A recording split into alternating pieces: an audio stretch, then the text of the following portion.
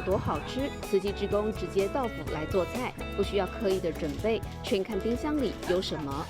这是他家的菜，所以我会用豆腐煮一个麻婆豆腐，用角豆做一个川菜苍蝇头，头要分开跟叶。女主人来自香港，美食的天堂，熟食能否成为饭桌上的主角，志工有信心。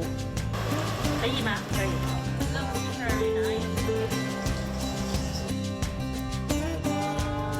这道是姜黄饭啊，然后这个是麻婆豆腐，姜丝蒟蒻芥兰，韩式炒年糕，苍蝇头，50分钟。哇，很厉害！从备料到整个煮完。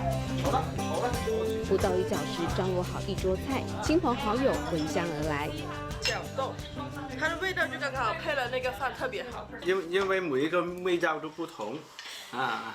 我吃完了，我喜欢麻婆豆腐，太好吃了，那味道。就是都挤满了以后，大家的称赞增加了女主人的信心，也愿意加入全素卡的行列。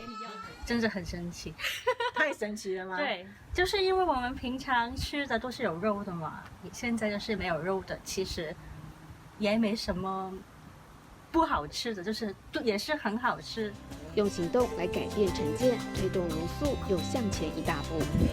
提前 go go go！大爱新闻真善美志工王素贞英国报道。